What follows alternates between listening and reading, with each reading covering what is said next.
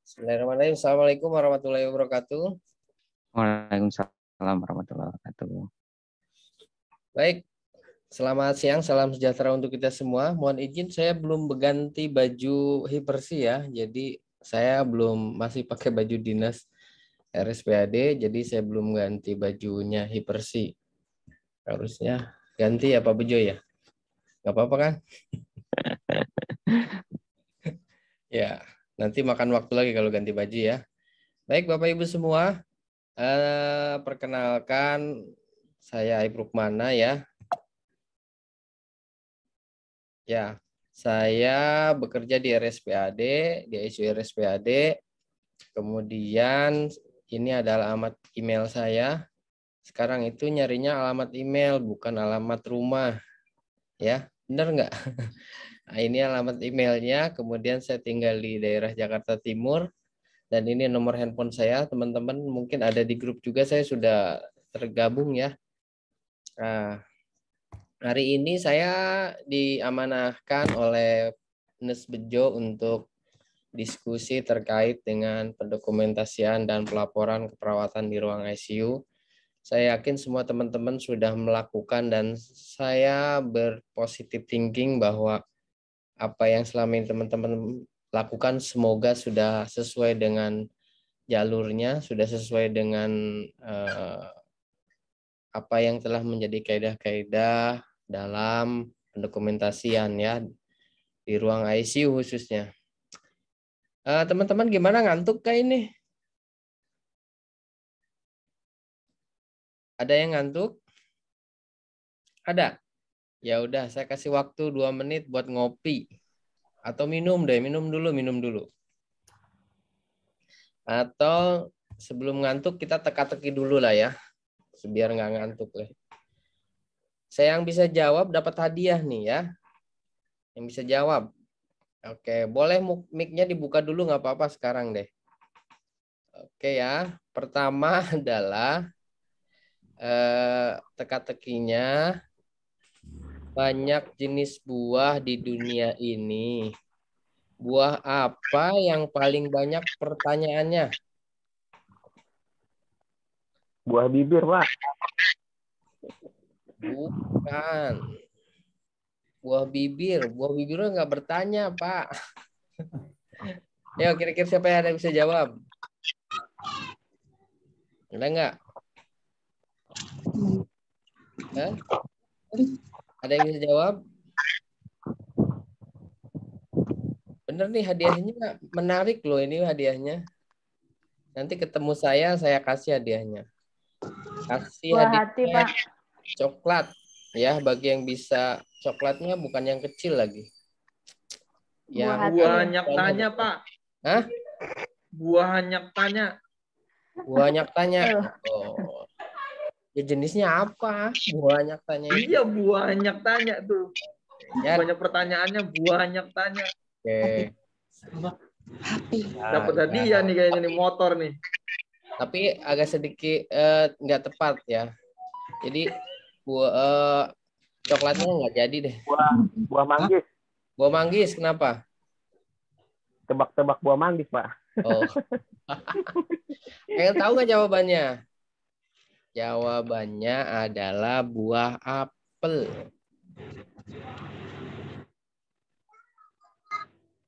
Kenapa?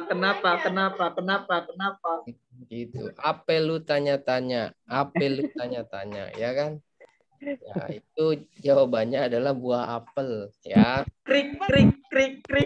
Ya. Pertanyaan kedua, yang dapat hadiah sekarang coklatnya 2. Nah, tapi dengan ukuran yang sama gitu ya. Enggak ini gampang. Soalnya coklatnya 1 aja deh. Soalnya gampang masalahnya. Nenek siapa yang jalannya loncat-loncat? Neneknya kodok. Ya, betul. Bu Yusmita nanti ketemu saya tagih ya. Siap. Ya, nanti saya kasih apa tuh? Tadi apa? Coklat ya? Iya. Ya. Oke deh, benar. Neneknya kodok atau neneknya karena dia loncat-loncat ya. Ini kayaknya udah buka Google semua nih, nggak jadi yang ketiga. Neneknya pocong juga loncat-loncat, Pak. Pocong ada neneknya, kagak ada. Nggak beranak pocong mah. Atau pertanyaan yang ini deh, yang ketiga boleh, tapi nggak dapat hadiah karena udah buka Google semua nih. Tukang apa yang dipanggil nengok ke atas? Tukang gali sumur. Iya, nggak jaya, nggak dapat ini ya, soalnya udah dapat ini, sudah buka Google. Benar, tukang gali kubur sama tukang gali sumur. Kalau dipanggil dan nengok ke atas, ya.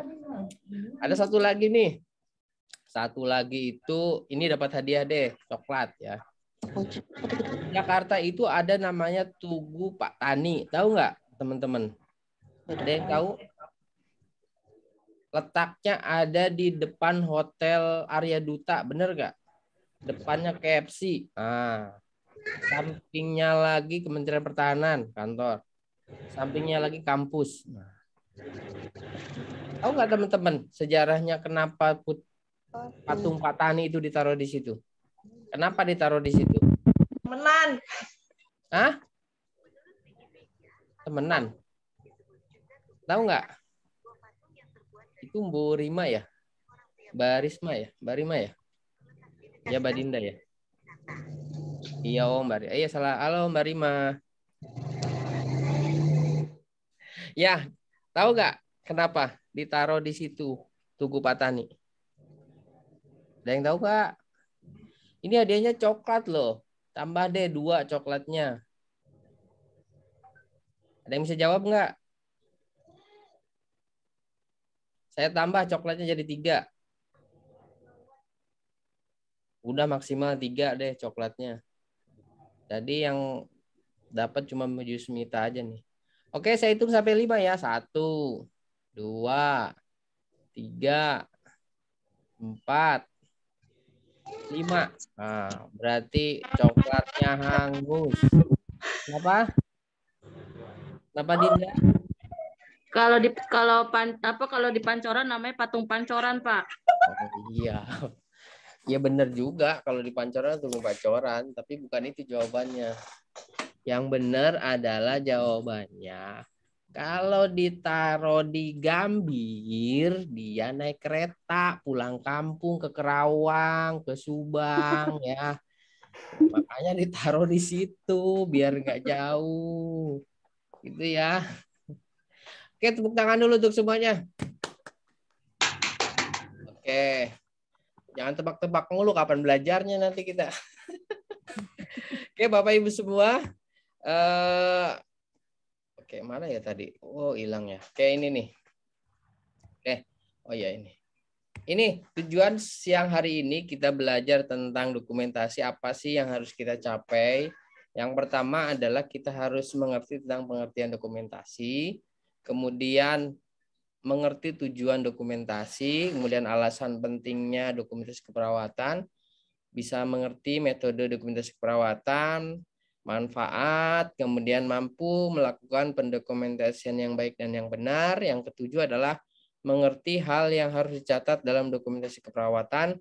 Dan yang ke-8 adalah memahami teknik pendokumentasian yang baik dan yang benar. Nah, ini adalah tujuan pembelajaran siang hari ini.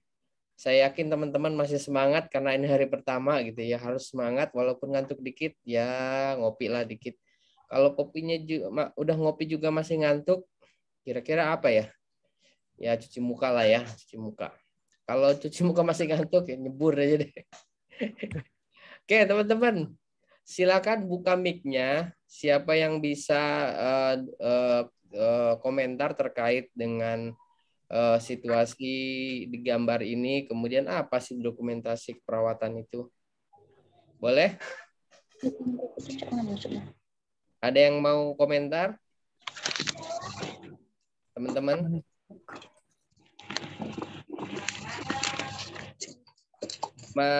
Mbak Deka Anggreni sama Mas Daryono. Wah, ini 2 sejoli nih kayaknya. Ya gimana, Mbak? Sama Mbak siapa nih? Oh iya ya. Ada, ayo komentar dong. Kalau yang komentar dikasih coklat deh.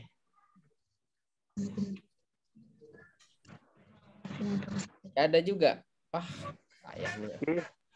Ayo. Kayaknya semangat nih, tapi nggak ada yang komentar. Ayo. Hana deh, Hana, ayo Hana. Hana kan pernah di ICU. Ayo Hana.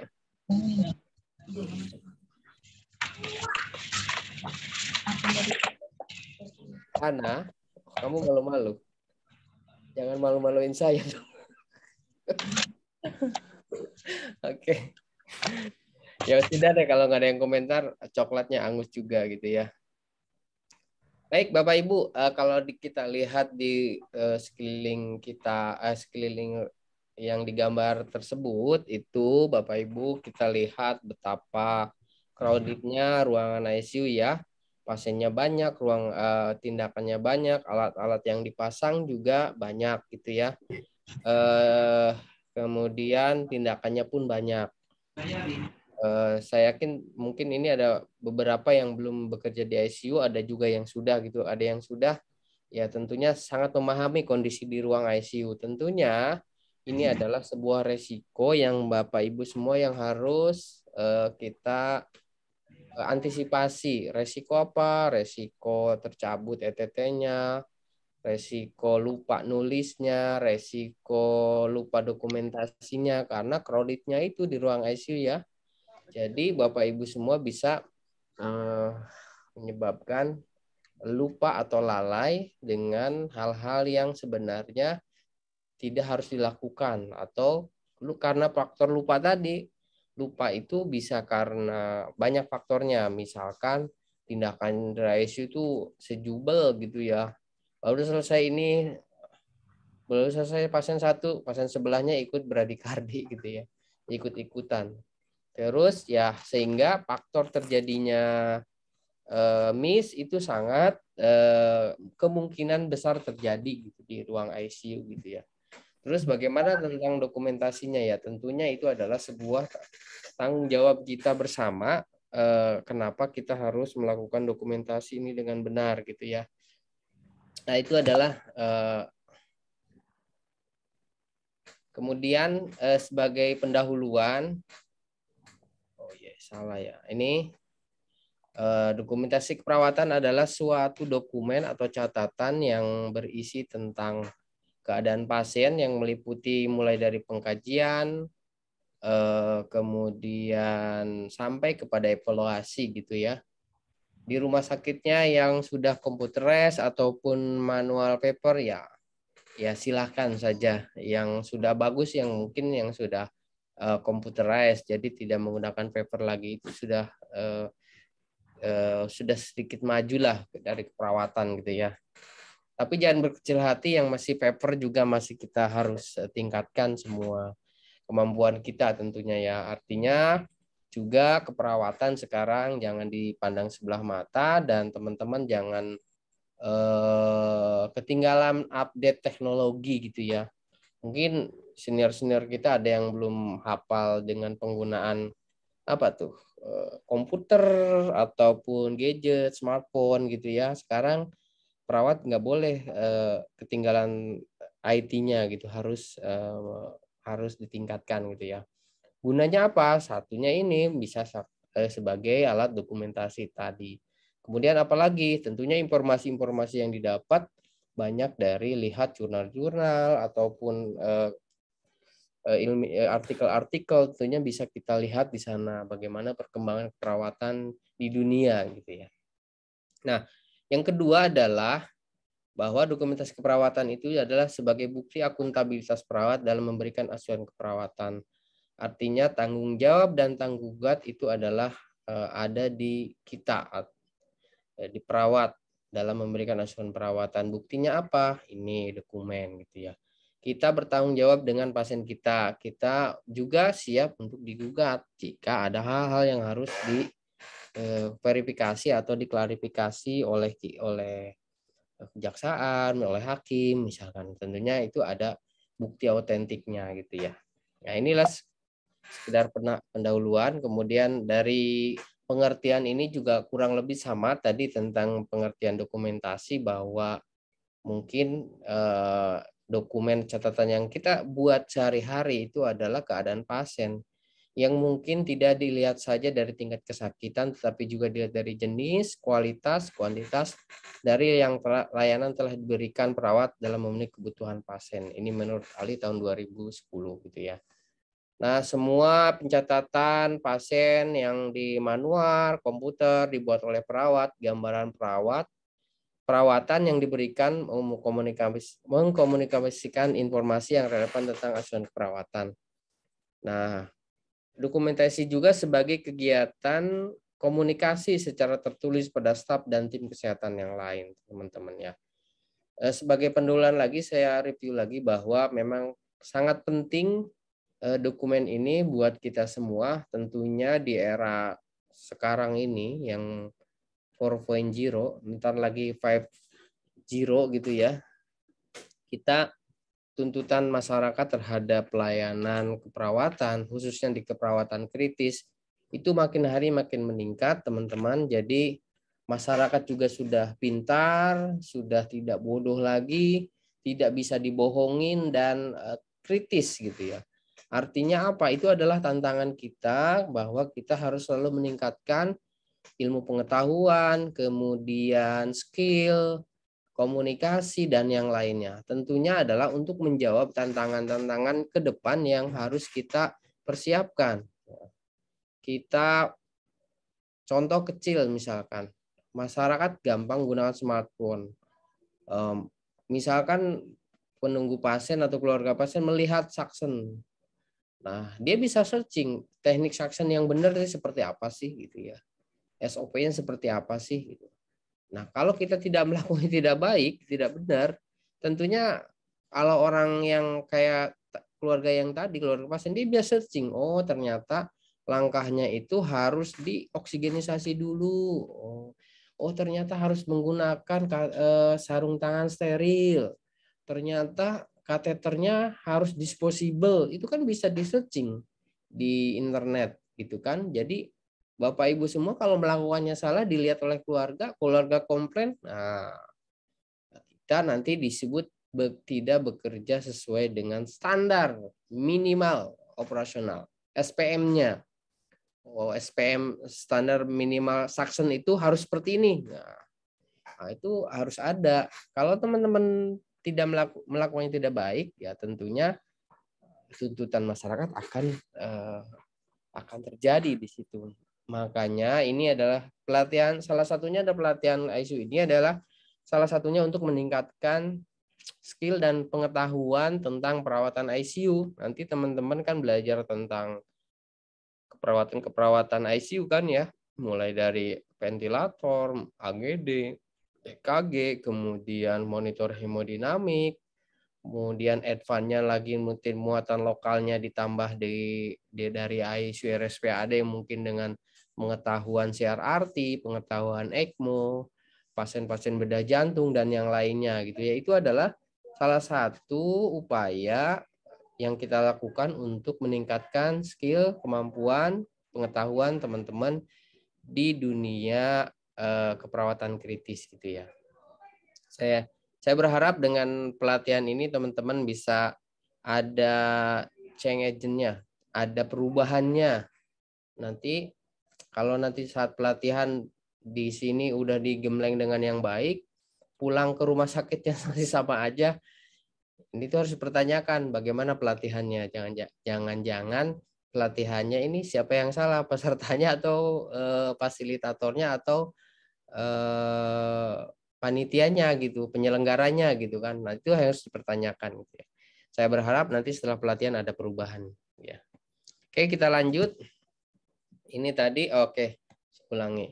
Tujuannya adalah pertama adalah sebagai dokumentasi ini sebagai alat komunikasi antar tim kesehatan. Bapak Ibu semua yang bekerja di ICU itu bukan hanya perawat doang gitu ya, tapi ada dokter, ada nutrisionis, ada ahli gizi, ada fisioterapi, kemudian laboratorium dan yang lainnya semua. Itu adalah tim kesehatan kita.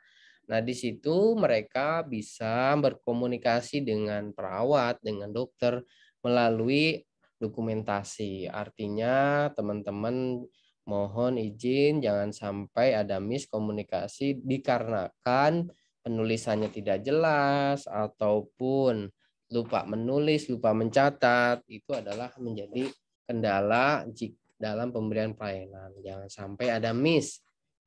Sudah jelas di dokter misalkan dokter DPJP-nya menginfokan atau menginstruksikan sudah menulis CPPT bahwa pasiennya ini dipuasakan, itu misalkan contoh.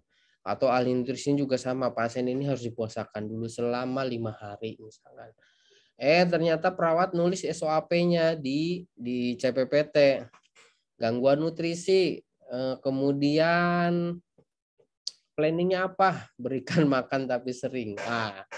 Itu nanti nggak nyambung antara yang tidak mempunyai tujuan yang sama dengan dokternya, gitu. Sedangkan instruksi dokternya sangat jelas suruh dipuasakan.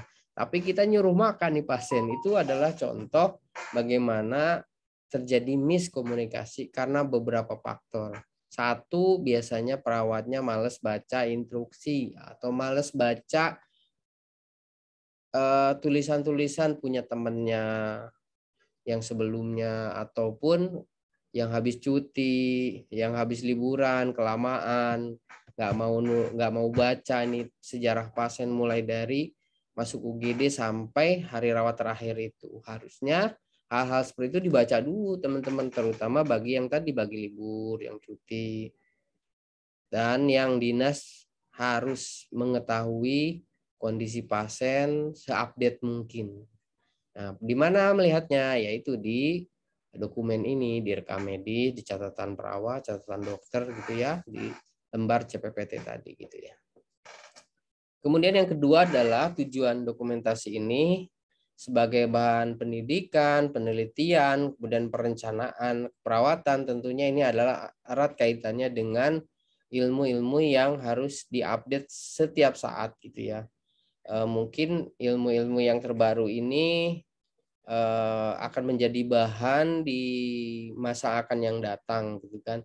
Contohnya mungkin di era pandemi sekarang kita bisa menulis, meneliti gitu ya terkait dengan COVID, dengan pandemi, itu nanti bahan-bahan untuk mata ajar junior-junior kita gitu ya, pengetahuan bahwa di tahun 2000-an sampai 2022 nih masih ada COVID, gambaran pasiennya seperti ini loh gitu. Jadi kalau nanti ada COVID lagi kalau gitu sudah siap dan punya ilmunya gitu. Kalau kemarin-kemarin semua yakin kayak menerawang sampai sekarang sih ya. COVID itu ada belalainya enggak sih? Ada kakinya enggak sih? Gitu kan ya. Semua juga masih menerawang. Seperti orang melihat gajah dari setiap sudut. Kata yang sebelah kalau gajah itu berbuntut. Kalau yang sebelah bilang gajah itu ada taringnya gitu. Karena belum banyak pengetahuan atau penelitian yang dilakukan karena yang mungkin penyakit baru gitu ya. Nah, yang kelima adalah sebagai dokumen keperawatan, kemudian yang keenam sebagai informasi statistik untuk merencanakan kebutuhan masa akan datang, dan yang terpenting adalah yang ketujuh sebagai bukti tertulis administrasi rumah sakit. Tentunya sebuah rumah sakit harus mempunyai dokumen, harus mempunyai bukti yang harus dipegang oleh rumah sakit. Bahwa rumah sakit mempunyai tanggung jawab untuk menyimpan data-data pasien selama sesuai dengan kebijakannya. Nah, data-data itu dibutuhkan, jika dibutuhkan bisa dibuka gitu ya. Dan sebagai administrasi rumah sakit tentunya mulai dari pembiayaan itu kan juga erat kaitannya ke situ gitu ya, terkait dengan dokumentasi. Baik, itu adalah tujuan dari dokumentasi perawatan. Kita lanjutkan. Nah, metodenya bisa banyak teman-teman semua ya. Ada yang berorientasi pada sumber, berorientasi pada masalah gitu ya. Silahkan teman-teman sesuai dengan kebijakan rumah sakitnya masing-masing. Nah, yang pertama adalah berorientasi pada sumber. Masing-masing profesi kesehatan menuliskan catatan perkembangan pasien pada format yang sama. Perkembangan kondisi kesehatan pasien dapat terlihat secara berkesinambungan. Ini juga agak mirip dengan nomor 2 ya. Setiap profesi kesehatan tergabung dalam tim kesehatan menuliskan catatan perkembangan di format yang sama. sehingga perkembangan kondisi kesehatan pasien dapat terlihat secara berkesinambungan. Dulu mungkin saya di 2006 di RSPAD nih, saya itu masih dapat SOAP itu lembar perawat aja gitu kan ya, lembar dokter aja gitu kan, seperti itu dulu. Tapi dengan era sekarang kita namanya ada lembar CPVT ya, terintegrasi. Tujuannya apa? Tujuannya tadi kita mempunyai merawat pasien yang sama. Tentunya tujuannya apa? Sehat gitu ya. Jangan sampai tujuannya sama nih, sehat tapi dengan cara yang berbeda. Artinya kita harus aware juga dengan tim kesehatan yang lain, dengan dokter, dengan ahli gizi, ahli nutrisionis gitu kan ya. Baca itu instruksinya, jangan egois hanya baca punya sendiri atau punya teman sendiri aja gitu yang dibaca. Nakes lain nggak dibaca instruksinya, jangan seperti itu ya. Ini ada 5 sebenarnya ya, ada yang berorientasi pada masalah dari interpretasi dan evaluasi, kemudian pencatatan data fokus, kemudian informasi yang tertulis berdasarkan data dari respon pasien terhadap perubahan tingkah laku maupun kondisi kesehatan selama dirawat. Ini kita lanjut. Ini toolnya mungkin ada beberapa tool dokumentasi,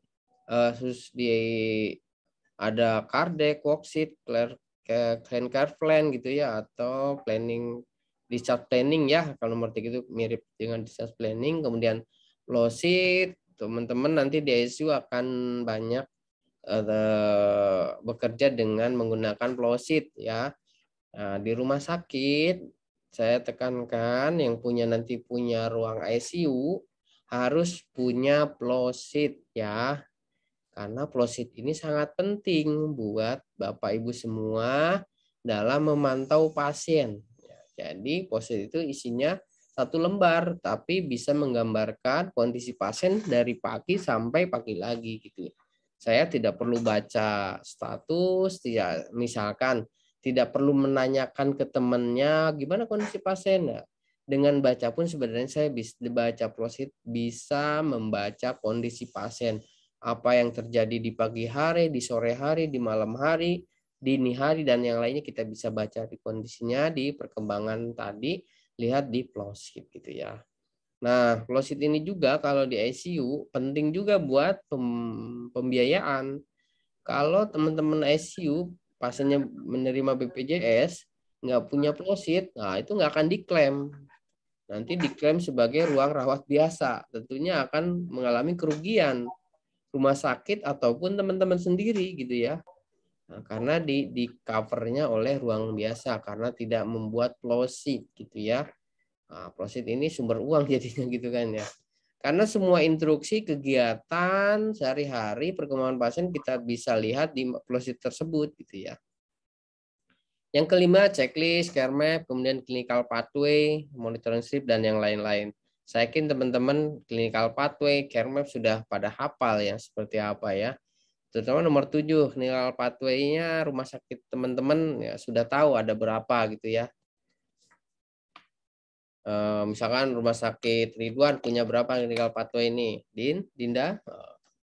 Nggak tahu. Rumah sakit Cermai punya clinical pathway nggak? Rumah sakit RST Semarang nih punya clinical pathway nggak? Nah, Darmogot punya nggak? Oke, Mbak Paulina, RSUD mana nih? Kemayoran ya? Mana nih? Punya nggak clinical pathway? Saya punya. Pedin, tahu nggak? Kayaknya gagal Mima nih di depan dikenal.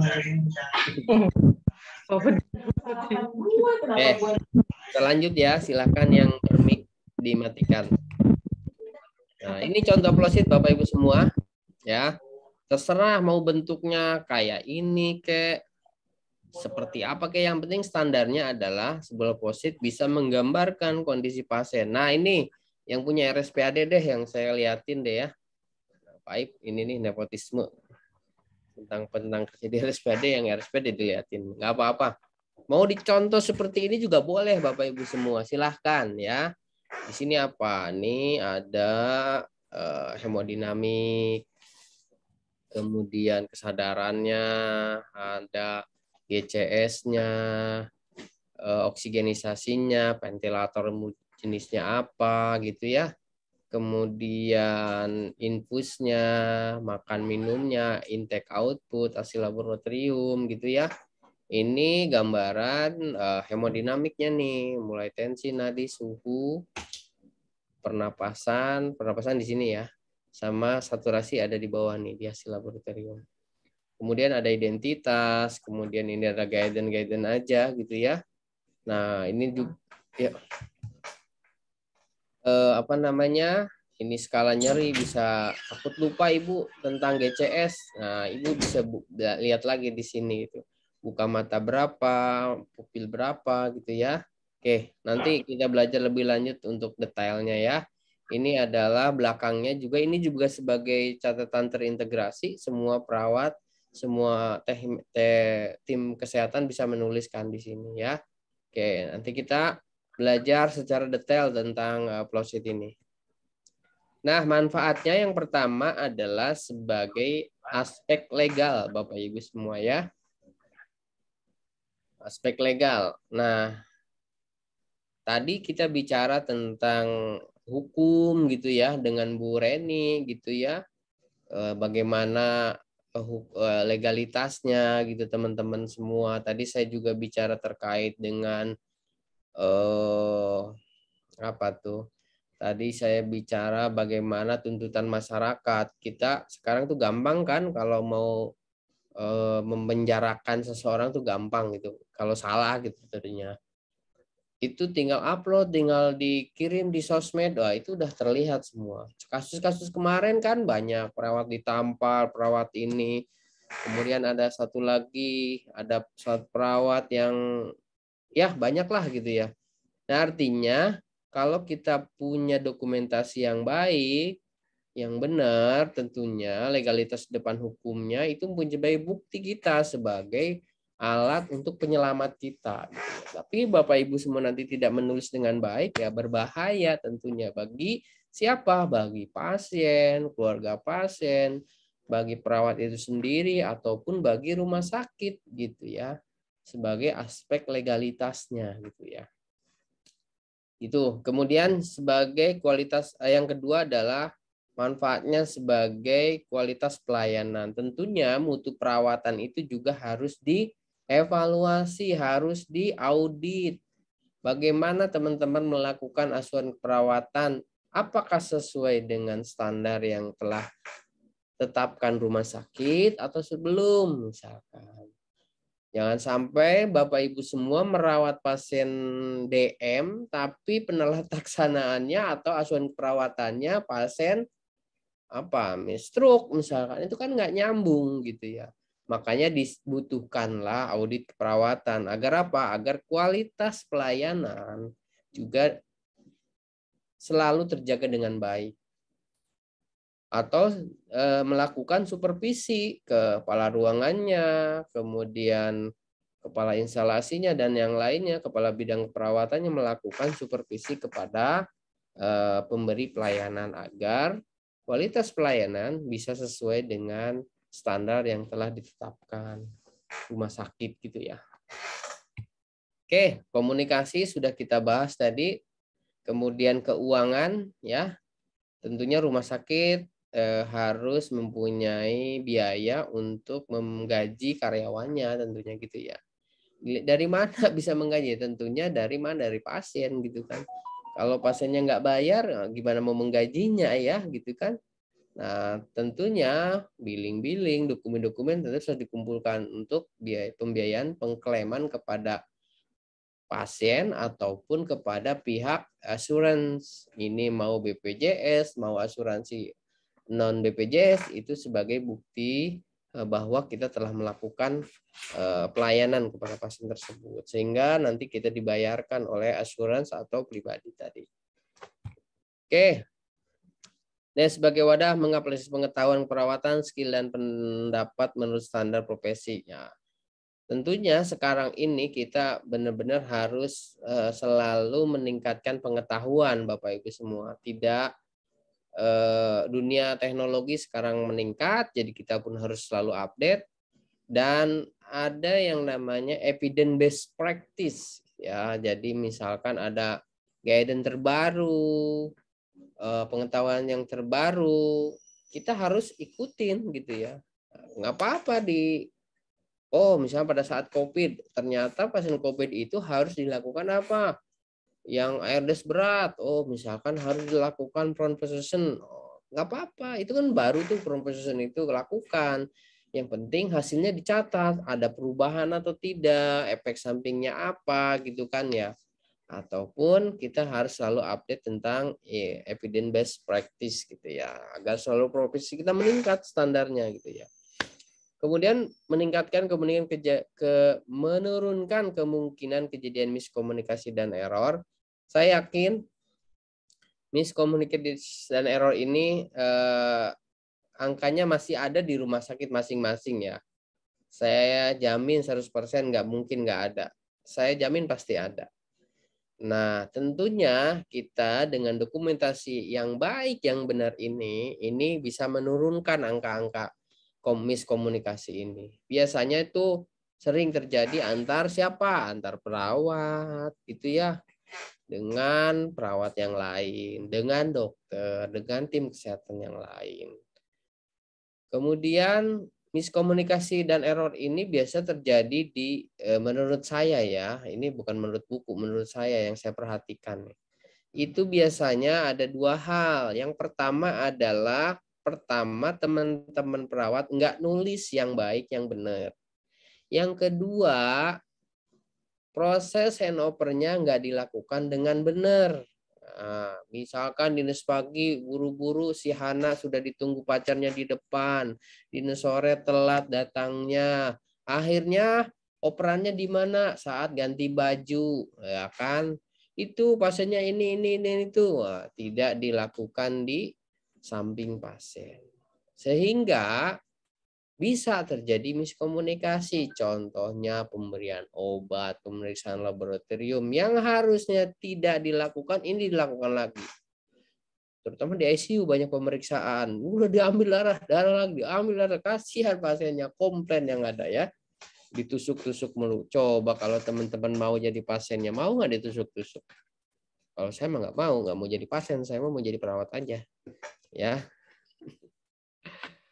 Tuh, jadi lakukan handover yang baik di samping pasien, scan pasien, kemudian apa yang menjadi planning, apa yang harus diteruskan gitu ya, planning apa dan apa yang sudah dilakukan.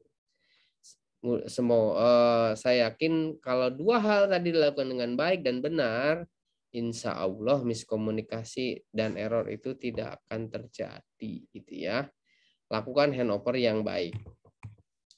Prinsip-prinsip pendokumentasian yang pertama, teman-teman, kita harus melakukan penulisan ini harus yang tidak jelas harus dicatat dengan jelas. Tentunya penggunaan istilah juga harus sesuai dengan kebijakan rumah sakit masing-masing. Jadi jangan semau gue, tahu nggak semau gue? Semauku. Jangan nulis itu kayak ke pacar nge-WA nulisnya semaunya gitu ya. Jangan seperti itu Bapak Ibu semua. Tentunya sesuai dengan kebijakan rumah sakit. Nulis PCT yang benar tuh seperti apa sih gitu kan. Yang kebijakannya apa sih di rumah sakit Cerme, misalkan di Danmogot, kalau PCT itu artinya apa? Rumah sakit Cirebon apa, di rumah sakit Kemayoran apa, gitu kan ya. Harus sesuai dengan yang ditandatangani oleh kepala rumah sakit gitu ya. Sesuai dengan kebijakannya. Bu Ida kemana Bu Ida nih? Pak Ian kemana Pak Ian? Dari mana? Palembang ya? Sedang apa? Pulang? Mbak Siti ada? Yang ada kucing ini. Oke. Jangan saya dilihatkan kucing dong. Bu Ida, Pak Ian, ya, oke ya, on cam ya. Lihatlah tatapan saya ini yang menarik. Oke ya, boleh minum dulu karena saya juga mau minum ya.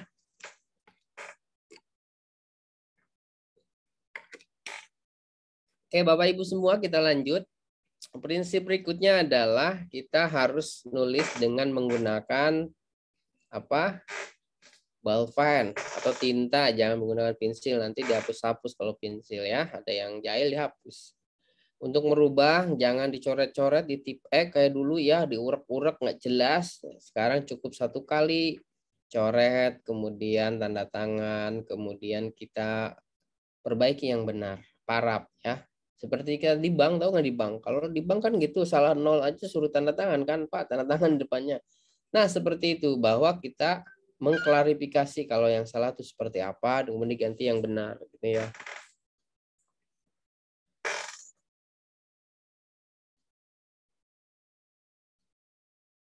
Oke, kita lanjutkan teman-teman, masih punya waktu 1 jam lagi. Kemudian cantumkan waktu, data dan nama jelas penulis ya, itu jelas sekali. Wajib membaca tulisan tuh dari anggota lain, tim kesehatan lain ataupun perawat kita yang dinas sebelumnya ya, baru kita nulis terakhir. Jangan nulisnya nggak baca, ntar kayak tadi suruh puasa kita suruh ngasih makan gitu ya. Dibuat dengan jelas, tepat, dan lengkap setiap tulisan ya. Minimal tulisannya bisa dibaca oleh sesama manusia ya. Jangan hanya dirinya dan Allah aja yang tahu gitu ya, tapi sesama manusia harus terbaca tulisannya ya. Oke, tekniknya tadi menggunakan tinta ya. Nama pasien, catat segera, sebelum lupa dia tulis nama, tempat di mana, kemudian beri tanda tangan dan nama lengkap setiap dokumentasi ini gitu ya. Oke. Kemudian tekniknya mungkin teman-teman harus bisa membedakan mana interpretasi, mana itu observasi ya. Nanti teman-teman di ICU belajar tentang EKG, ya, bisa menginterpretasikan EKG, bisa menginterpretasikan hasil AGD. Nah, teman-teman belajar nanti agar tidak bingung pada saat dapat hasil lab, dapat hasil EKG. Misalkan ditanya si Hana, gimana pasiennya? Aman Pak gitu. Padahal EKG-nya udah asistol gitu. Jangan sampai teman-teman nanti setelah pelatihan nggak bisa membaca EKG, asistol pun tidak bisa dibaca. Gitu. Nggak tahu Pak, baik-baik aja tuh. Padahal pasiennya sudah flat, sudah asistol ya. Itu harus kita pelajari nanti gitu. Kemudian jangan meninggalkan kolom kosong, beri tanda jika tidak ada yang ditulis atau kelupaan, mungkin loncat, berikan tanda Z kah atau itu tidak digunakan, lembarnya kasih keterangan gitu ya. Pergunakan istilah simbol yang telah sepakatin tadi oleh rumah sakit masing-masing teman-teman ya, jangan semaunya. Hindari kata-kata yang tidak dapat ditukar, misalkan negatif itu artinya tidak ada, positif itu ada, itu jangan ya, jangan seperti itu. Kalau nggak ada, tulis tidak ada. Jangan menggunakan simbol-simbol nggak jelas ya, hingga menimbulkan miskomunikasi gitu. Gunakan perkataan pasien untuk menjelaskan apa yang dimaksud. Ini kita lanjut. Nah, teman-teman, ini adalah beberapa pengkajian yang ada di ICU. Mungkin tadi sudah sedikit bahas oleh Bu Alin ya. Sudah belum ya ini? Oke, udah ya? Sudah belum? Sudah, Pak. Oke, kalau sudah coba tolong jelaskan, Mas, siapa yang jawab tadi? Mas Apri, apa itu pengkajian prearifal? Apa? Oke. Coba dibaca. Apa itu prearifal itu?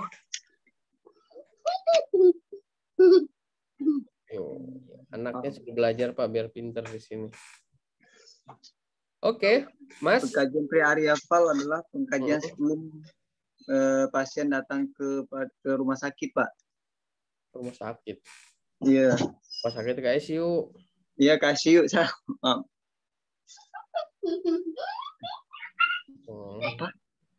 ICU ya, bukan ke rumah sakit. Ya, oke. Iya, Pak. Ada yang mau melengkapi? Hebat, terima kasih Mas. Siapa tadi? Apri ya? Oh iya, yang saya salah Ibu ya dari Mas Apri ya. Oke, Mas. Terima kasih. Kita beri tepuk tangan yang meriah. Silahkan ambil coklat di Alfamart ya. Jangan lupa bawa uang. Kemudian pengkajian yang kedua adalah quick assessment. Ayo siapa yang bisa jawab tentang quick assessment? Ada yang bisa jawab? Kalau enggak kita bahas lagi, nanti lama lagi. Sampai jam 5 loh kalau nggak ada yang jawab. Apa itu quick assessment? Quick assessment itu pengkajian yang dilakukan setelah tiba di ICU. Pengkajian itu yang dikaji adalah airway, breathing, sirkulasi, apakah ada alergi makanan, obat-obatan, apakah ada alat terpasang atau yang akan dipasang. Siapa nih? Yusmita dari RSIA Cinta Kasih. Oke, tadi yang dapat coklat ya? Sudah. Sudah. Belum kali, baru masih ngutang. Oh iya. Nanti kalau offline ya. Ingatkan saya ya. Oke teman-teman, terima kasih Mbak. Oke, beri top. Mantap. Nah, berarti memperhatikan. Kemudian pengkajian komprehensif, ada yang bisa jawab? Itu apa sih komprehensif itu?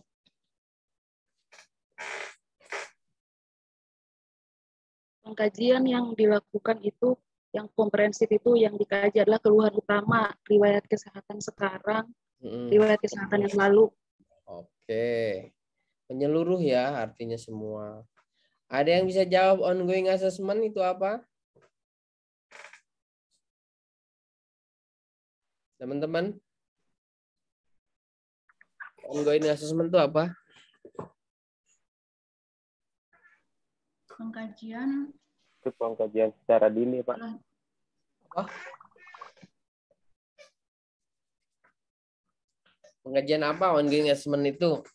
Pengkajian berkelanjutan. Berkelanjutan. Oke, terima kasih Bapak Ibu semua. Semuanya benar ya. Nanti saya hanya ini dilakukan benar sebelum datang ke ICU ya, bukan ke rumah sakit. Kalau ke rumah sakit nanti disebutnya triase di IGD ya. Ya enggak? Oke, jadi sebelum datang ke ICU kita kaji dulu oleh perawat ICU ke petugas yang mau mengantarnya. Tadi benar isinya ya, identitas, tanda-tanda vital ya. Tujuannya untuk mempersiapkan semua mulai dari alat, dokter dan kesiapan petugasnya gitu ya. Ini contohnya seperti ini, Bapak Ibu semua nanti akan melihat di ICU RSPAD ya, isinya seperti ini.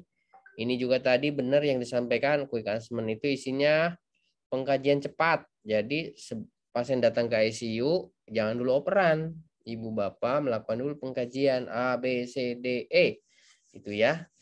Biar ibu bapak tidak menerima pasien berbentuk jenazah. Ya. Kalau pasien berbentuk jenazah artinya sudah tidak ada nyawanya kan? Gitu. Jadi dilihat dulu A, B, C, D-nya. Oh, airway-nya ada, breathing, sirkulasinya juga ada, masih ada nadi, masih bernapas gitu ya. Oke, kemudian setelah pengkajian ya nggak usah lama-lama, 15 menit lah, 10 menit A, B, C, D-nya gitu ya. Baru hop run, pindahkan bahwa benar pasiennya masih hidup nih gitu kan ya.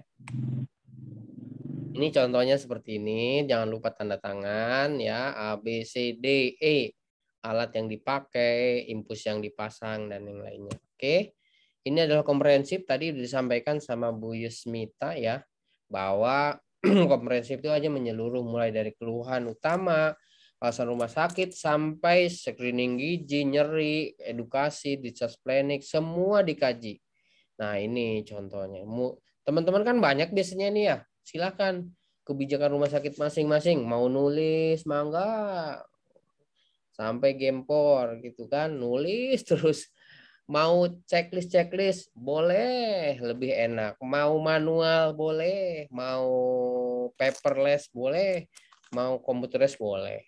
Yang penting nanti didapatkan sebuah diagnosa perawatannya dari pengkajian tersebut, dianalisa datanya, didapatkan diagnosanya, kemudian dibuat nanti target terukurnya, rencana perawatan, kriteria hasil, dan membuat planning gitu ya. Ini contohnya teman-teman semua ya.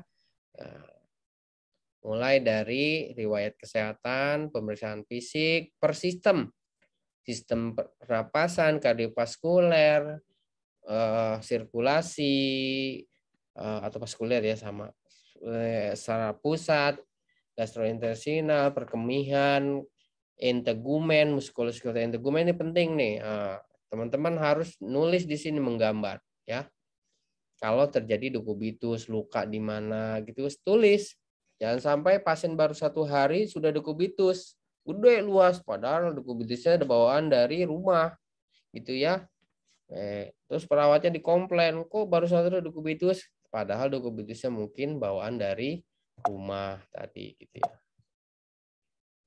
Terus diedukasi teman-teman semua, kalau memang ada, Pak, ini udah ada dekubitus ya, Pak, ini ada lukanya. Fungsional ke satu invasif yang lain juga ditulis, alat-alat yang dipakai, kemudian psikososial spiritual dikaji juga, adakah hal-hal yang berkaitan bertentangan dengan kesehatan gitu ya, harus dikaji gitu. Tentunya kalau budaya atau kesehatannya yang mendukung dengan kesehatan itu harus kita fasilitasi, kita dukung gitu. Tapi kalau budaya dan kesehatannya itu merugikan buat kesehatannya, ya misalkan pada saat sakit dikasih duren gitu, dikasih jus duren, kalau di budaya kami, wah itu mah bukan buat pasien Bu, itu mah buat perawatnya gitu ya. Nah tentunya budaya-budaya yang mendukung kita pertahankan atau difasilitasi. Tentu kemudian kalau budaya-budaya yang merugikan tentunya kita harus komunikasikan. Jangan dibantah dulu, tapi komunikasikan ya. Dikasih edukasi gitu ya. Kemudian spiritual, nilai-nilai keyakinan yang bertentangan dengan kesehatan juga harus dikaji. Ini contohnya Bapak Ibu semua ya, screening gizi, screening. Ini skornya kalau di atas ada 2 atau ada punya penyakit, DM, jantung dan yang lainnya harus dilaporkan kepada ahli gizi atau dokter gizi ya. Kemudian masalah keperawatan yang lainnya. Nah ini adalah new assessment, continuous monitoring. Pasien setiap 1 jam pada saat kritis, selanjutnya sudah kondisi. Apa yang dikaji? A, B, C, D. Alat hemodinamik, kemudian alat yang dipasang selama masuk pasien ICU. Nah biasanya ini dalam bentuk ini tadi yang closet itu yang lebih tepat itu ongoing assessment. Kemudian berikutnya tadi pengkajian. Kemudian ada diagnosa keperawatan, pernyataan singkat dan jelas dari kesehatan pasien gitu ya. Kemudian proses permasalahannya masih sama waktu kita kuliah gitu ya, masih problem, etiologi dan simptom gitu ya. Perencanaan ini adalah sebagai kerangka kerja dalam implementasi keperawatan, merupakan inti dari keperawatan, berorientasi pada masalah sebagai referensi dalam modifikasi perencanaan, sarana komunikasi dengan tim keperawatan, sewilan desain ilmiah, kemudian agar semua rencana tindakan dapat dipilih sesuai dengan kondisi pasien. Nah, yang harus diperhatikan dalam perencanaan yang pertama adalah kita harus membuat sebuah kriteria hasil atau target terukur, ya. Kemudian membuat perencanaan itu yang mandiri dulu, yang kita pilih. Jangan langsung apa-apa kolaborasi gitu ya. Pasien panas sedikit, kolaborasi. Enggak kompres dulu, enggak dicari dulu penyebabnya apa gitu, enggak melakukan tindakan mandiri dulu. Langsung kolaborasi, tidak seperti itu ya. Nanti fungsinya apa kita kalau langsung kolaborasi? Disebutnya perawat tergantung gitu ya, perawat gantungan gitu. Apa-apa tergantung dengan instruksi dokter gitu ya. Kemudian pendidikan kesehatan pada keluarga harus ada gitu ya, rencana tindakan harus logis dan operasional. Artinya dalam membuat perencanaan Bapak Ibu semua, apa yang bisa dilakukan oleh rumah sakit Bapak Ibu semua gitu ya. Jangan ngawang kemana-mana tapi nggak bisa dilakukan, ataupun Pak ini sesuai dengan NICNOK lupa atau SLDKI seliki, wah hebat bagus tapi satu pun nggak ada yang dikerjakan, percuma nulis banyak ya, tidak mampu melakukan ya. Berikan tanda tangan dan nama jelas, tentunya itu harus yakin ya.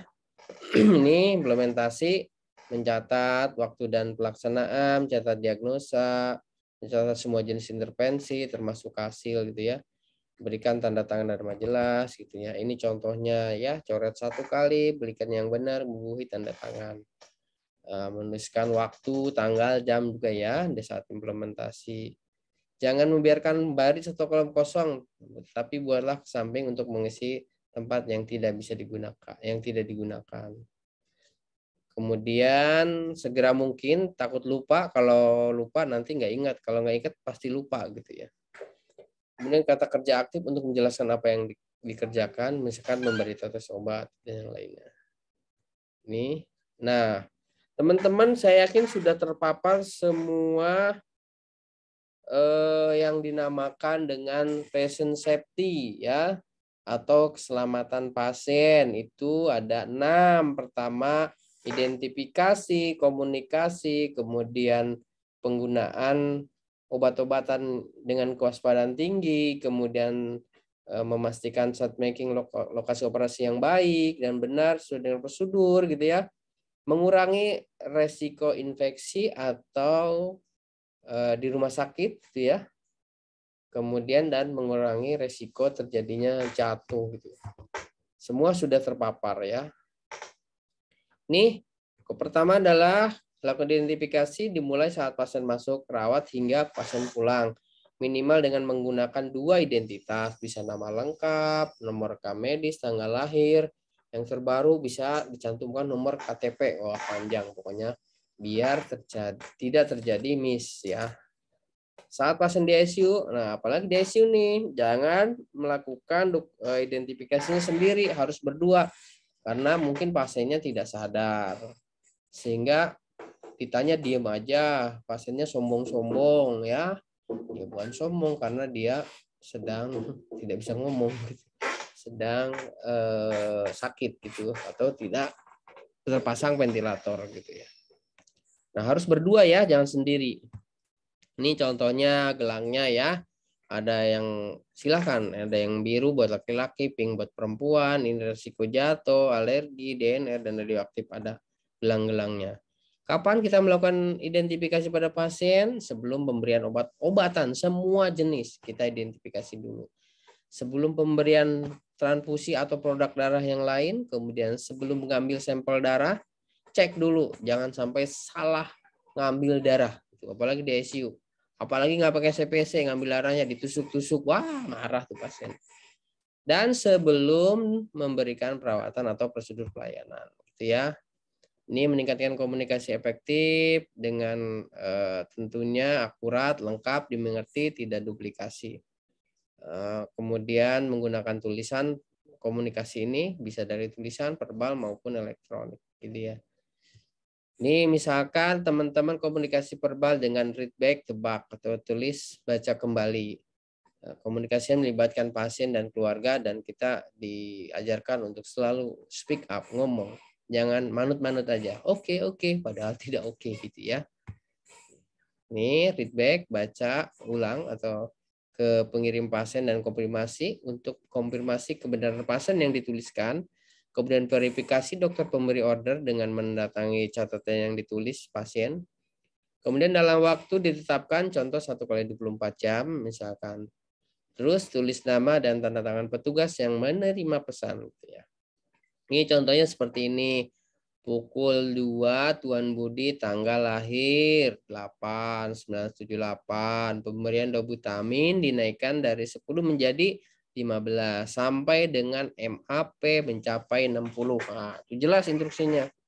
Siapa ya pemberi pesannya atau pemberi instruksi? Dokter Paulina misalkan atau Dokter Sumarni. Nah, gitu ya.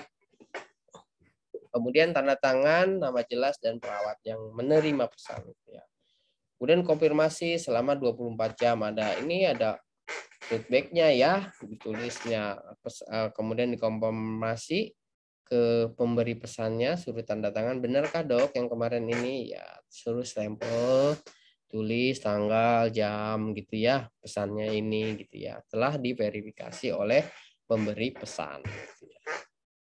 Nah, petugas kesehatan yang akan melaporkan kondisi pasien atau hasil lab yang kritis akan menggunakan metode SBAR ya, situasi, background assessment dan rekomendasi gitu ya. Nah, seperti itu kalau melaporkan hasil nilai-nilai kritis gitu ataupun lapor dengan kondisi pasien. Nah, SBAR juga digunakan pada saat kita melakukan head sebagai serah terima shift to shift dari pagi ke sore, sore ke malam, malam ke pagi. Lakukan SBAR-nya seperti apa gitu ya. Kemudian penggunaan obat-obatan high alert, kita harus waspada. Di ICU banyak obat-obat yang menyebabkan bahaya atau resiko tinggi jika tidak dilakukan dengan baik, mulai dari cara pemberian, cara pengawasan, ataupun efek samping obatnya itu sendiri. Nah, kita harus waspada. Nah, salah satunya apa? Dengan pemberian label ini nih, merah, high alert tuh, berarti harus waspada gitu ya. Penempatannya dengan benar, kemudian beri tanda stiker, daftar obatnya ada gitu ya. Nah, harus waspada saat melakukan intervensi keperawatan, misalkan saat pemberiannya gitu ya. Contohnya apa sih? Ini yang ada di ICU ada KCl, natrium bikarbonat, magnesium, NaCl 3%, insulin tuh, teman-teman, jangan dianggap itu bukan Hegeler tuh. Hegeler ya. Kalau disuntik ternyata makin ngedrop, wah bisa hipo tuh kan gitu ya. Heparin dan yang lain-lain. Ini contohnya teman-teman dikasih seperti ini ya. Mopenok tuh ya. KCl, melon, bukan buah melon ya, milon. Kemudian MGOS 4 tentunya harus diencerkan. Bagaimana pengencerannya, bagaimana teknik memberikannya. Itu kan ini kan obat-obat yang benar-benar pekat gitu, kemudian menyebabkan MGOS 4, melon ya, KCl ini menyebabkan panas, rasa panas gitu ya. Jika diberikannya sembarangan, tidak melalui vena yang besar atau tidak melalui CPC, itu membahayakan pasien gitu ya. Kemudian saat making, pemberian operasi dengan prinsip lokasi benar, benar prosedur dan benar pasien tetap dipersiapkan di ICU jika pasien akan ke kamar operasi dari ruang ICU. Siapa yang melakukan? Operatornya ya, bukan perawat. Kapan dilakukan? Sebelum pasien dioperasi, bukan sehari 2 hari sebelum pasien ke ruang OK di saat making dulu. Nih PEP moment untuk menurunkan angka kejadian infeksi rumah sakit atau HAIS ya, menurunkannya dengan cuci tangan itu sangat efektif dan efisien. Kemudian penggunaan kewaspadaan standar precaution-nya mulai dari etika batuk sampai penggunaan APD yang sesuai dengan levelnya, nah itu harus kita perhatikan dan perlu kita dokumentasikan saat terjadi infeksi gitu ya. Kemudian manfaat dokumentasi pada implementasi, mengkomunikasikan secara nyata tindakan-tindakan yang telah dilakukan untuk pasien. Kemudian hal ini penting untuk menghindari kesalahan-kesalahan seperti duplikasi tindakan yang seharusnya tidak perlu. Contoh, pemberian obat sudah diberikan tetapi tidak dicatat sehingga diberikan kembali. Ini yang tadi yang saya sampaikan. Komunikasi, dokumentasinya tidak baik, tidak benar. Sehingga yang rugi siapa di sini? Bukan kita, yang rugi pasien.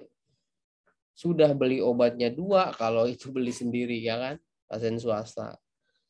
Terus disuntikinnya 2 kali gitu kan, rugi pasien.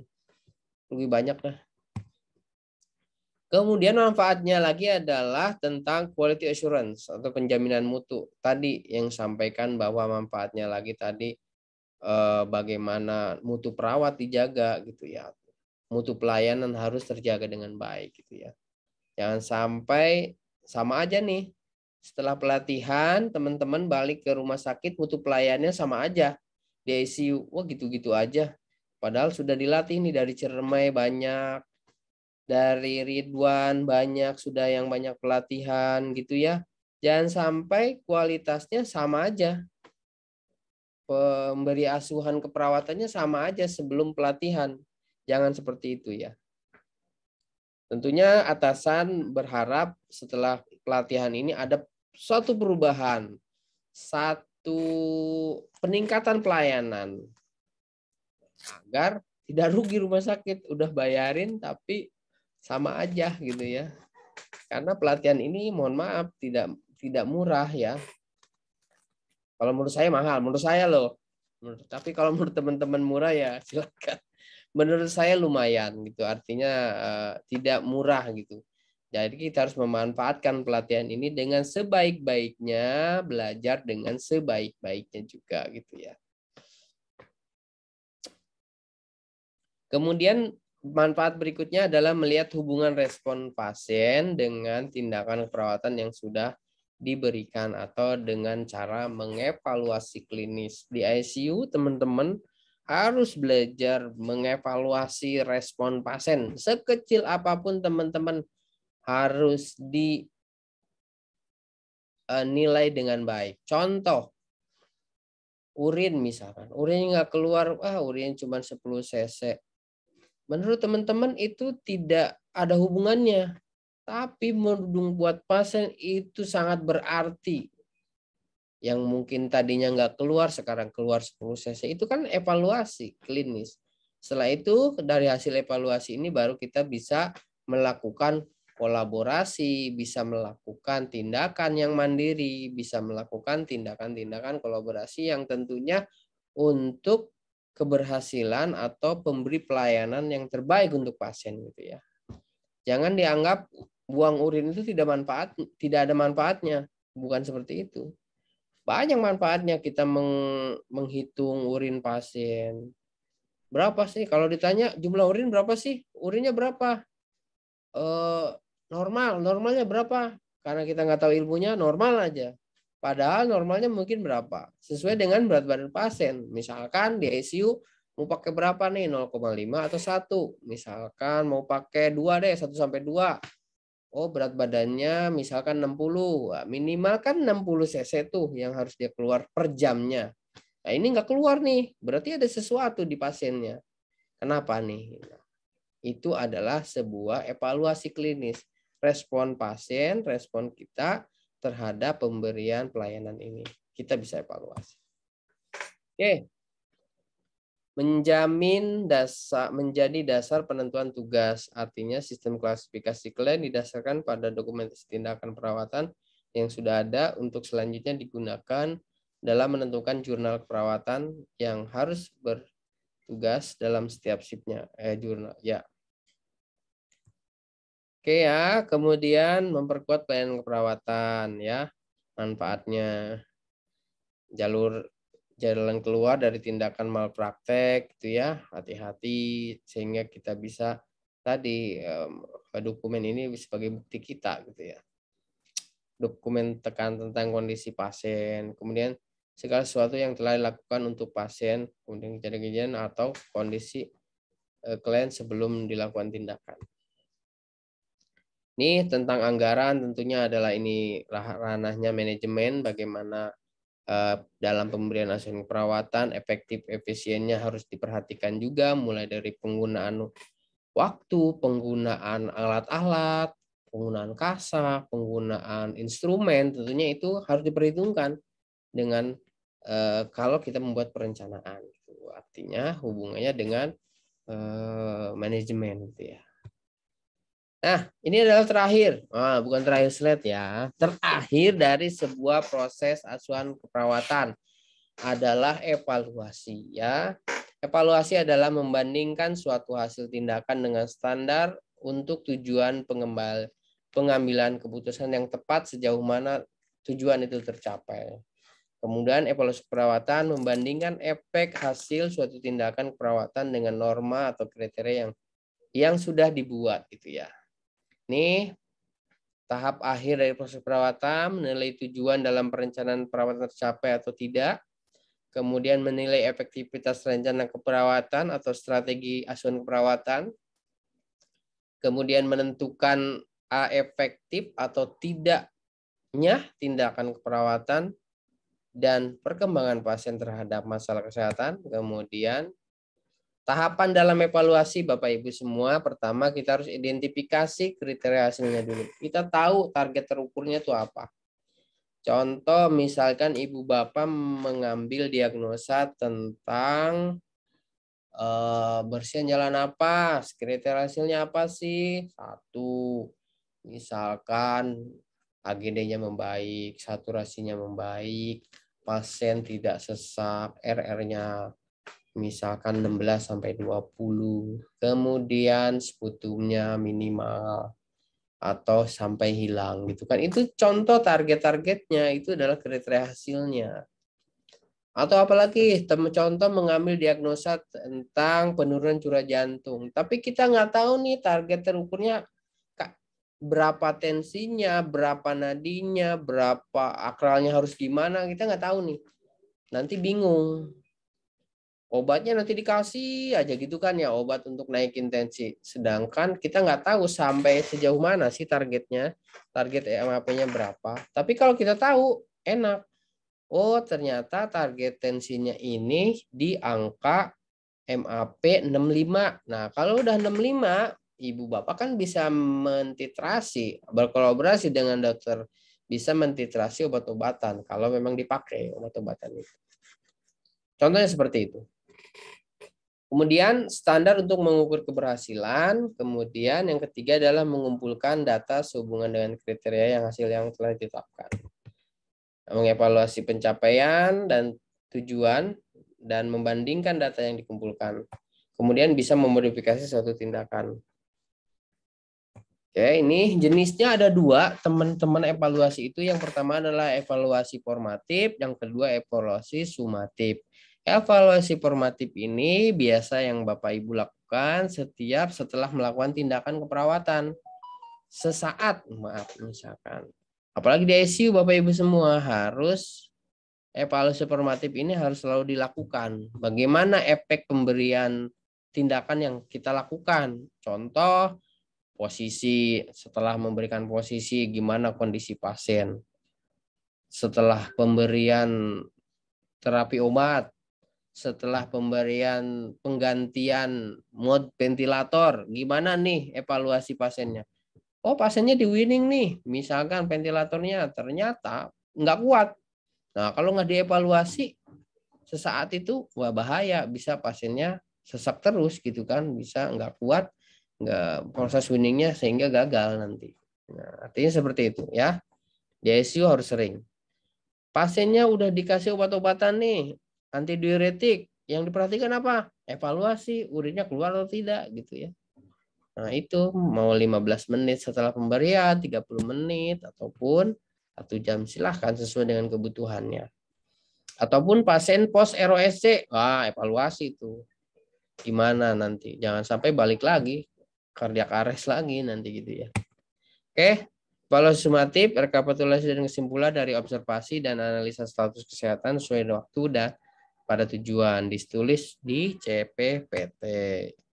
Sebelum kesimpulan, adakah yang mau bertanya? Bapak Ibu semua? Izin bertanya Pak Aib. Boleh Ibu, suaranya diperbesar boleh. Saya minum dulu ya, izin. Tadi ongoing assessment itu formatnya belum disampaikan Pak, ataukah kita tulis di CPPT atau yang ada form sendiri? Kemudian untuk transfer Pak. Ya. Transfer apakah mungkin termasuk dokumentasi ya Pak ya? Transfer dari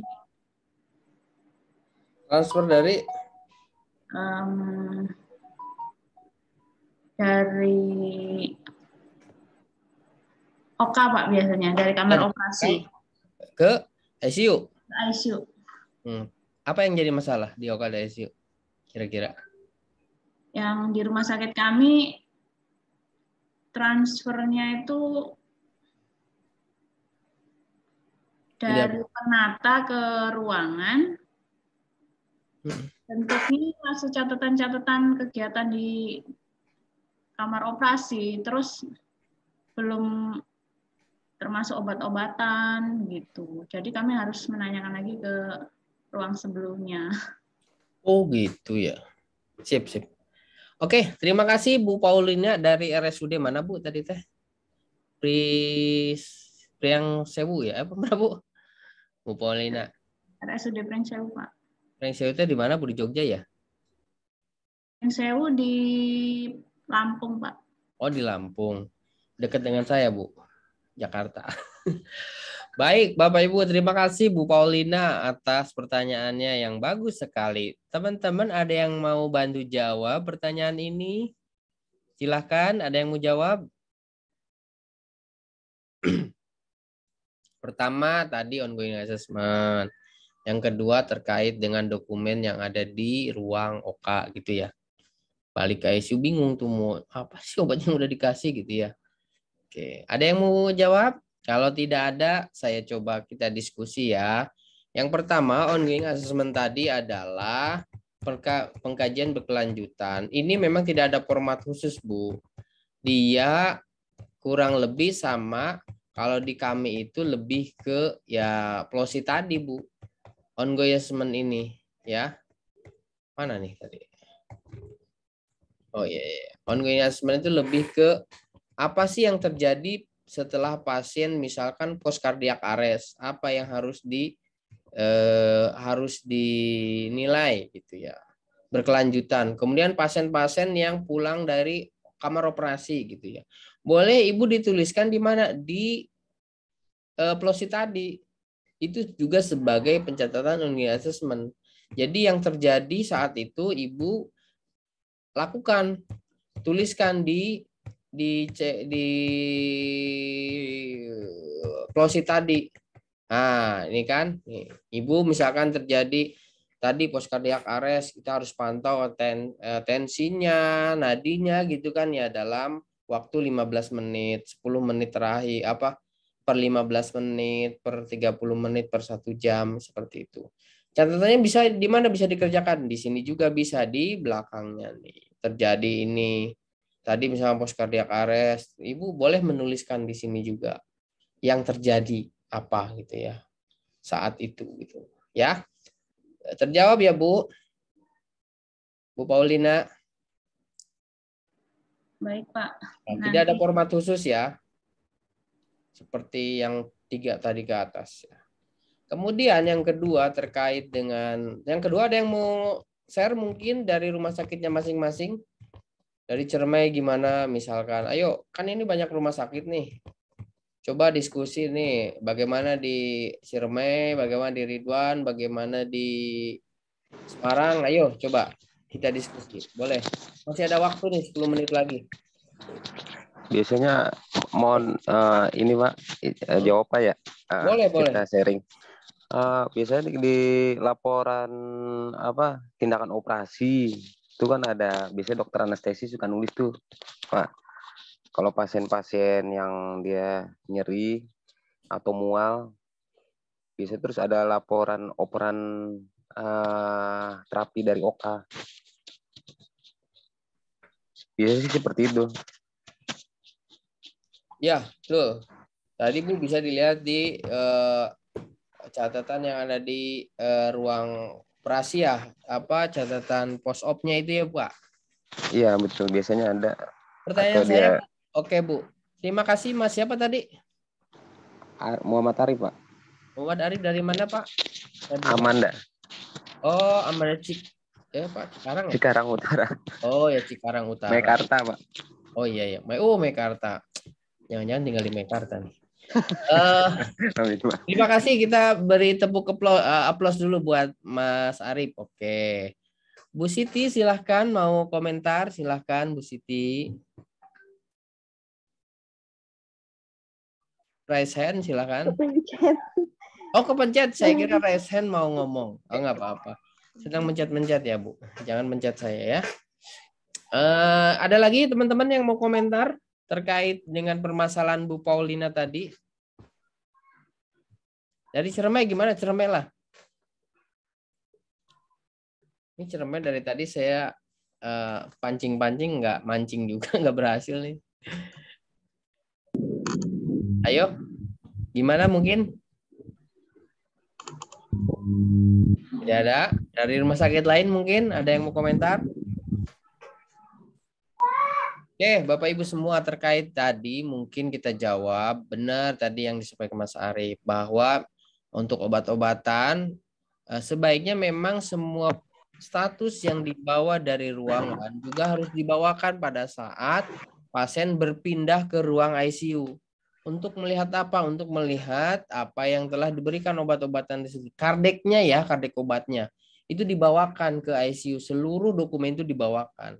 Pada saat pasien misalnya dari ruang biasa ke OK, dari OK ke ICU, itu dibawakan semua statusnya, rekam medisnya. Agar kita bisa mengevaluasi tadi obat-obatan tadi. Termasuk di dokumen-dokumen yang di anestesi, di OK itu harus dilengkapin.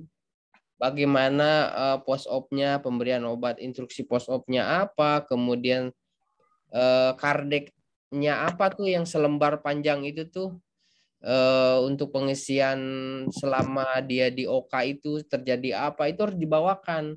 Terus obatnya yang tadi masuk apa itu harus dibawakan. Jadi kita bisa lihat di situ. Termasuk perdarahannya, laporan anestesi sebutnya ya, laporan anestesinya itu harus disertakan Ibu. Jadi kita bisa lihat di situ obat yang udah dipakai, terjadi perdarahannya berapa cc, setelah diberikan apa, misalkan cairan ataupun darah gitu kan ya. Itu Bu yang bisa jawab gitu mungkin Bu. Intinya adalah kalau laporan anestesi memang banyak Pak. Maksudnya apakah untuk yang ke perawat itu dari RR itu apakah dia harus merangkum dari kegiatan kamar operasi dan dari ruangan baru disampaikan ke kita, karena ketemunya kita kan buka lagi tuh Pak, kadang buka les banyak gitu kan perlu waktu tuh. Maksud saya apakah sama transfer itu dari IGD ke ruangan-ruangan atau kita bukan transfer sendiri dari gitu ya. Kalau di kami tetap sama, itu misalkan pasien dari OK ke ICU gitu kan ya. Kita tetap menggunakan S-bar itu.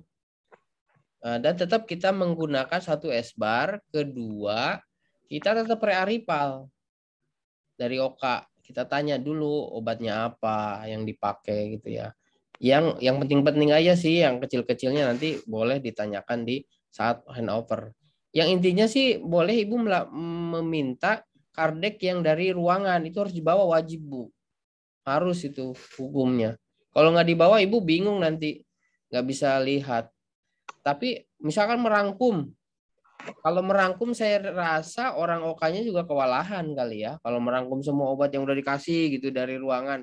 Karena mungkin mereka juga sibuk gitu ya, tidak sempat gitu merangkum semuanya. Kecuali obat-obat yang hubungannya dengan anestesi, hubungannya dengan antibiotik, atau pada saat itunya mungkin harus disertakan gitu ya. Tapi untuk obat lain Ibu cukup dilihat di kardeknya aja sih menurut saya. Menurut saya ya seperti itu. Itu Bu Paulina. Terjawabkah atau ada pendapat lain? Ya Pak, sambil Pak. Ya boleh Bu, siapa nih? Mbak Jenny Pak. Oh ya silakan Mbak Jenny. Cikarang Selatan. Oh, silakan. Mbak, ini kalau kami kan dari rumah sakit kami itu ada semacam kayak form transfer pasien Pak, seperti itu. Ya betul ada. Di kami namanya S-bar. Jadi kalau kami tiap mau pindahkan pasien, kita harus isi. Jadi semua dari jenis apa yang terpasang, terus obat-obatan apa yang sudah selanjutnya yang akan diberikan, terus nutrisi yang akan diberikan juga untuk selanjutnya di perawatan yang lain, seperti itu sih Pak. Kalau kami mah, kalau dari OK juga obat-obat yang sudah masuk, terus kan biasanya sebelum operasi kan ada antibiotik tuh Pak yang dimasukkan sebelum. Jadi itu yang dilakukan kepada kami. Nanti mereka baca kadang di laporan operasi dokter Pak yang kayak di CPPT. Jadi mereka sama kalau di kami namanya S-bar, formulir S-bar itu, di S-bar itu ada di situ Bu obat yang dikasih, sampai nutrisi sampai yang terpasang alat itu ditulis di situ. Namanya formulir S-bar kita. Kalau dia S-bar. Kalau di tempat Ibu sama lah kurang lebih itu namanya transport. Ya beda nama aja sih, isinya sama seperti itu. Oh ya itu mungkin terima kasih Bu Cikarang, Bu Cikarang, Bu siapa tadi? Ini Pak. Oh Bu Yeni ya. Nah. Ya oke, makasih. Gitu ya Bu Pol, ini ada tambahan tuh menggunakan formulir transfer. Kalau di kami di RSPAD biasa menggunakan formulir S-bar. Di situ juga ada juga. Oke, terima kasih teman-teman. Ada lagi yang mau bertanya? Saya Pak dari Rumah Sakit Harum. Ya, Harum itu ingin bertanya tentang flowsheet untuk lembar Harum itu di Kalimalang Pak. Iya. Jakarta Timur. Bawa air arusnya. Kita mau menanyakan untuk flowsheet, lembaran flowsheet itu kan besar ya Pak. Untuk penyimpanannya itu dijadiin satu sama status atau tersendiri gitu Pak? Oke, terima kasih. Bisa diperkecil lembarannya. Oh iya bisa. Kalau di tempat saya memang terpisahkan Bu. Terpisahkan.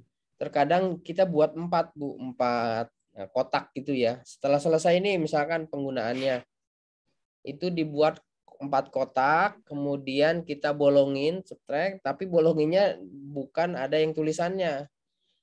Kalau 1, 2, 3 itu kita bisa masukkan ke status, tapi kalau udah lebih dari 5 atau berapa baru kita pisahkan.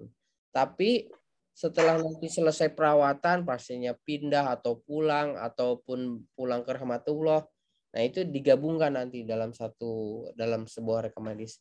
Karena flowsheet itu bagian dari rekam medis Ibu, jangan sampai tercecer atau terpisah kemana-mana gitu ya. Gitu Bu. Terima kasih banyak Pak. Iya, hati-hati ya Bu, musim hujan. Ntar kalinya ke bawah. Nggak bercanda ya Bu, saya sering lewat situ Bu. Oke, ada lagi teman-teman. Waktunya ada 4 menit lagi. Saya rasa nanti kita diskusi banyak di RSPAD ya. Nanti insya Allah kalau ada umur kita masih bisa ketemu ya. Saya ambil kesimpulan bahwa dokumentasi keperawatan merupakan tanggung jawab dan tanggung buat perawat dalam memberikan asuhan perawatan. Perawat ICU harus mampu melakukan dokumentasi asuhan keperawatan pada seluruh rangkaian proses keperawatan, mulai dari pengkajian sampai kepada evaluasi. Terima kasih. Ini ada sebuah kata-kata yang menurut saya bagus gitu ya. Jadi kesuksesan adalah sebuah perjalanan, bukan sebuah tujuan. Usaha sering lebih penting daripada hasilnya. Ini menurut Arthur S. Saya juga nggak tahu orangnya yang mana. Pokoknya saya lihat di Google gitu aja bagus kata-katanya. Ya, terima kasih. Mohon maaf atas segala kekurangannya. Billahi topik wal hidayah. Assalamualaikum warahmatullahi wabarakatuh. Waalaikumsalam warahmatullahi wabarakatuh. Jadi udah cukup nih diskusinya nih. Bu Siti udah raise hand tadi udah tanya ya. Katanya itu Pak apa namanya nggak sengaja katanya. Hah? Lower hand lah, silakan di lower hand. Sengaja katanya. Oke Pak, terima kasih. Baik, terima kasih Nastaim. Ada pertanyaan lagi Bapak dan Ibu semuanya? Udah Pak, udah sore. Udah cukup. Baik, kalau sudah cukup, demikianlah hari pertama. Namun sebelum selesai, Bapak dan Ibu semuanya punya tugas ya. Tugasnya adalah membuat rangkuman. Yang pertama, sama Mas Aib diminta tulis tangan. Jadi ya, RSPAD meminta tulis tangan. Nggak ada yang hipersi yang meminta ya. Tulis tangan ya. Nanti dikumpulkan ke Mas Aib. Yang terbaik biasanya akan dapat voucher belanja. Yang terbaik dapat bingkisan dari hipersi biasanya. Ya, untuk rangkuman. Jadi buatlah rangkuman terbaik dan terlengkap, tulis tangan. Ya. Nanti pas hari terakhir skill station bersama hipersi, itu hari apa ya Mas Aib ya? Minggu sampai Selasa. Selasa, ya berarti hari terakhirnya adalah hari Selasa. Itu adalah saat pengumpulan rangkuman. Teman-teman, setelah ini akan saya berikan